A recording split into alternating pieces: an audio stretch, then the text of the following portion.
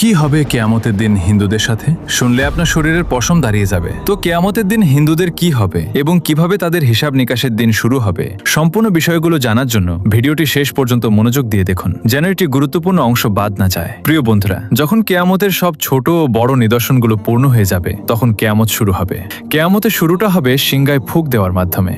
সিংগায় ফুঁক দেবেন ফেরেশতা হযরত ইসরাফিল আলাইহিসসালাম। হযরত ইসরাফিল আলাইহিসসালাম যখন থেকে সৃষ্টি হয়েছেন, তখন থেকে আল্লাহর হুকুমে সিংগায় মুখ রেখে আছেন। যেদিন আল্লাহর পক্ষ থেকে সিংগায় ফুঁক দেওয়ার হুকুম হবে, সেদিন প্রতিটি প্রাণী মৃত্যুর স্বাদ গ্রহণ করবে। তা পাখি হোক, জন্তু জানোয়ার হোক, জিন হোক, ফেরেশতা হোক কিংবা মানুষ। এমনকি আকাশ ফেটে গলিত তামার মতো লাল হয়ে যাবে। সূর্য ও চাঁদ দুটোই নিস্তেজ হয়ে একত্রিত হয়ে যাবে। তারাগুলো অনুজ্জ্বল হয়ে ছড়িয়ে পড়বে। সমগ্র পৃথিবী আল্লাহ তাআলার ভয়ে প্রচণ্ডভাবে কাঁপতে শুরু করবে। পাহাড় এমনভাবে চূর্ণবিচূর্ণ হবে যে তা ছড়িয়ে পড়া ধুলোর মতো মনে হবে। নদী ও সমুদ্রের পানি আগুনের মতো জ্বলে উঠবে। এই পৃথিবীতে যা কিছু জীবনের মতো অবশিষ্ট থাকবে, সবকিছু ধ্বংস হয়ে যাবে। এমনকি শেষ পর্যন্ত সেই প্রাণ যিনি সিংগায় ফুঁক দিচ্ছেন, অর্থাৎ হযরত ইসরাফিল আলাইহিসসালাম, তাকেও আল্লাহ তাআলা মৃত্যু দেবেন। আর সেদিন শুধুমাত্র একমাত্র মহান রব্বুল আলামিনের সত্তাই অবশিষ্ট থাকবে।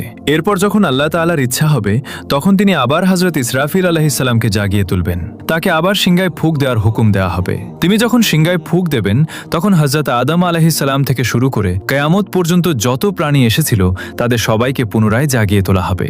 সেই সময় সবার আগে কবর থেকে বের হয়ে আসবেন সৃষ্টির শ্রেষ্ঠ নবীদের ইমাম হযরত মুহাম্মদ মুস্তাফা সাল্লাল্লাহু আলাইহি ওয়াসাল্লাম। এরপর হযরত মূসা আলাইহিসসালাম তার কবর থেকে উঠে দাঁড়াবেন। তারপর বাকি মানুষও তাদের কবর থেকে বের হতে শুরু করবে। তাদের সবাইকে হাসরের ময়দানে নিয়ে আসা হবে। সেখানে সব পুরুষ ও নারী নগ্ন দেহে এবং খালি পায়ে থাকবে। কিন্তু ভয় ও আতঙ্কের কারণে কেউ কারো দিকে তাকানোর মতো সাহস পাবে না, কারণ হাসরের ময়দানে সূর্য 10 গুণ বেশি তীব্র হবে। প্রত্যেকে মনে করবে যে সূর্য পৃথিবী থেকে মাত্র কয়েক গজ দূরে রয়েছে। তীব্র রোদের কারণে মানুষ ঘামে ভিজে যাবে। সেদিন 7 ধরনের মানুষ আল্লাহর আরশের ছায়া পাবে। নবী সাল্লাল্লাহু আলাইহি ওয়াসাল্লাম বলেছেন, রোদ আর তৃষ্ণার কারণে মানুষ ছটফট করবে। কেউ কারো অবস্থা জিজ্ঞাসা করার মতো অবস্থায় থাকবে না। এই অবস্থায় হাজার হাজার বছর কেটে যাবে। তারপর মানুষ পেরেশান হয়ে নিজেদের মধ্যে পরামর্শ করবে। তারা হযরত আদম আলাইহিসসালামের কাছে যাবে এবং বলবে, হে আমাদের পিতা, আমাদের পক্ষে এগিয়ে যান এবং আল্লাহর কাছে আরজু করুন। হে আল্লাহ, এই কঠিন অবস্থা সহ্য করা আমাদের পক্ষে কঠিন। আমাদের হিসাব নিয়ে নিন, যাতে আমরা জানতে পারি আমাদের গন্তব্য কোথায়। এই কষ্ট আমাদের সহ্যের বাইরে। কিন্তু হযরত আদম আলাইহিসসালাম তখন বলবেন, না, আমি একটি ভুল করে ফল খেয়েছিলাম, আর সেই ভুলের জন্য 300 বছর কেঁদে কেঁদে ক্ষমা প্রার্থনা করেছিলাম।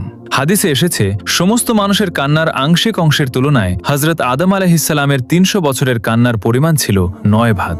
এত কান্নার পরও আল্লাহ তাআলা তার তওবা কবুল করেছিলেন। এরপর তিনি বায়তুল্লাহ শরীফ নির্মাণ করেন এবং 30 বার হজ করেন পায়ে হেঁটে। কিন্তু কিয়ামতের দিন তিনি তবুও বলবেন, না, আমি আল্লাহর সামনে যেতে লজ্জাবোধ করছি। চিন্তা করুন, হযরত আদম আলাইহিসসালামের তওবা কবুল হয়ে গেছে, তবুও তিনি এমন বলছেন। তাহলে আমরা যদি আমাদের গুনাহ নিয়ে তওবা না করে মারা যাই, কিয়ামতের দিন আল্লাহর সামনে দাঁড়ানো আমাদের জন্য কতটা কঠিন হবে। এরপর হযরত আদম আলাইহিসসালাম সবাইকে বলবেন, তোমরা হযরত নূহ আলাইহিসসালামের কাছে যাও।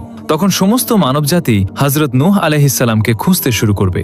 যখন তাকে পাওয়া যাবে, তখন মানুষ তার কাছে আরজ করবে, হে দ্বিতীয় আদম, আমাদের জন্য আল্লাহর কাছে সুপারিশ করুন এবং আমাদের তার সামনে পেশ করুন। কিন্তু হযরত নূহ আলাইহিসসালাম বলবেন, না, আমি আমার ছেলের জন্য দোয়া করেছিলাম, আর আল্লাহ তাআলা বলেছিলেন, হে নূহ, এমন দোয়া করো না। আমি সেই হুকুমের ভয়ে ভীত। আমি কেন সেই দোয়া করেছিলাম, এটা ভেবে আমি তখনই আল্লাহর কাছে ক্ষমা চেয়েছিলাম। তাই আমি আল্লাহর সামনে পেশ হতে পারবো না। হযরত নূহ আলাইহিসসালামের আসল নাম ছিল আব্দুল গাফফার। কিন্তু তিনি সেই দোয়া করতে গিয়ে এত কাঁদতেন যে তার নাম হয়ে যায় নূহ, যার অর্থ ক্রন্দনকারী।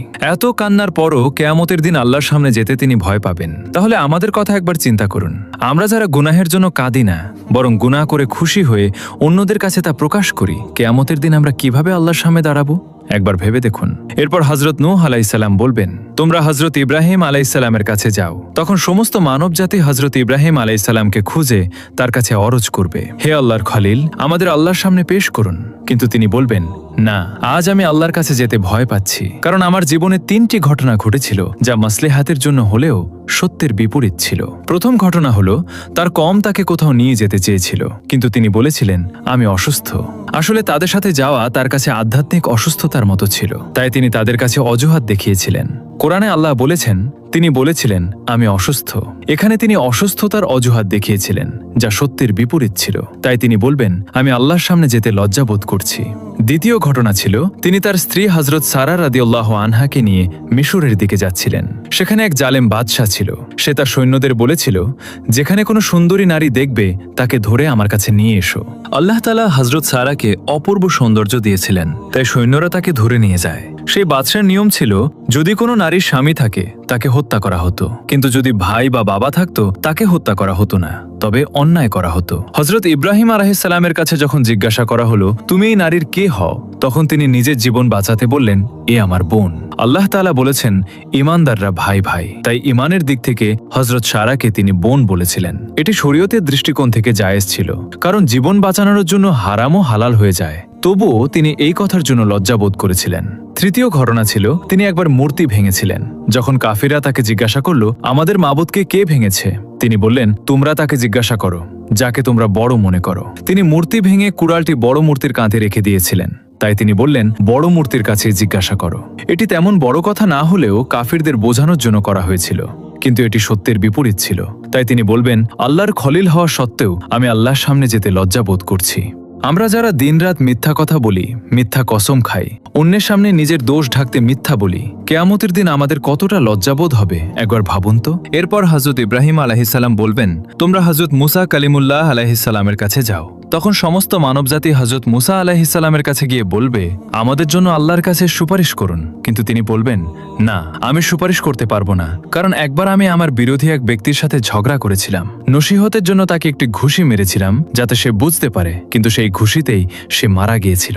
আমি আল্লাহর কাছে ক্ষমা চেয়েছিলাম, তবুও সে আমার ঘুষিতে মারা গিয়েছিল, তাই আমি আল্লাহর সামনে যেতে লজ্জাবোধ করছি।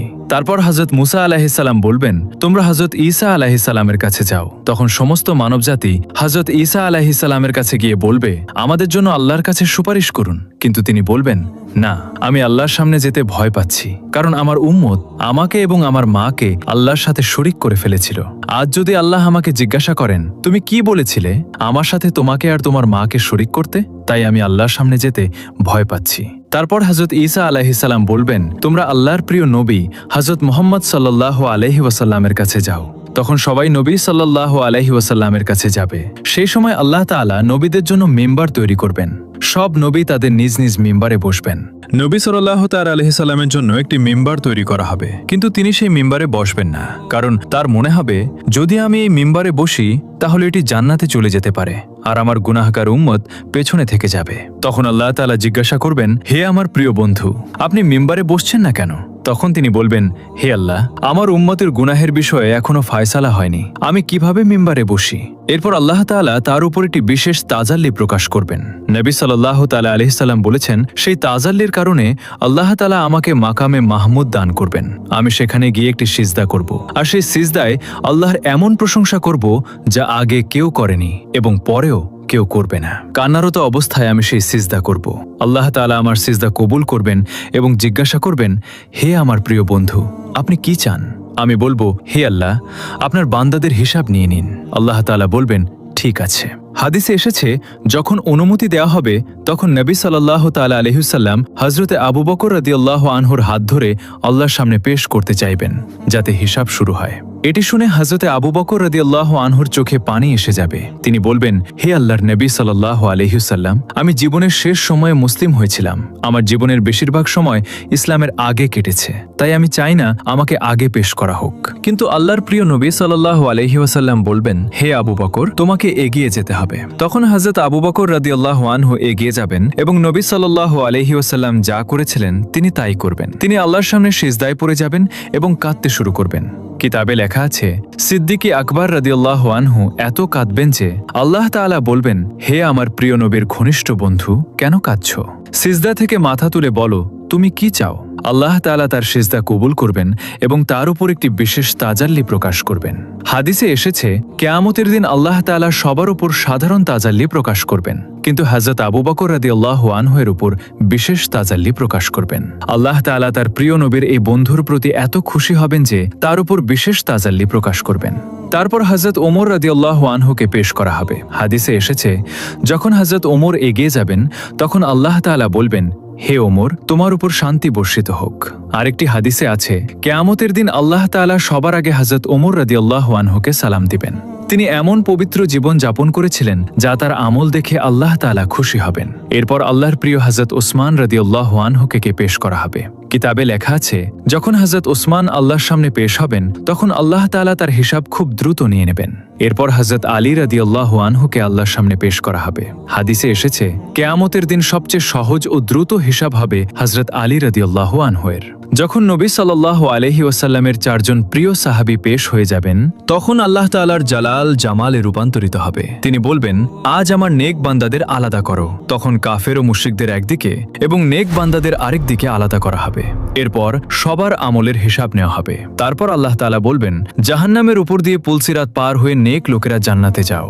যখন মুমিন বান্দারা পুলসিরাত পার হতে শুরু করবেন, তখন কিছু মুমিন এমন হবেন যারা বিদ্যুতের গতিতে পার হয়ে যাবেন। কেউ বাতাসের গতিতে, কেউ ঘোড়ার গতিতে, কেউ দৌড়ানো মানুষের গতিতে, কেউ হাঁটার গতিতে, আর কেউ হামাগুড়ি দিয়ে পার হবেন।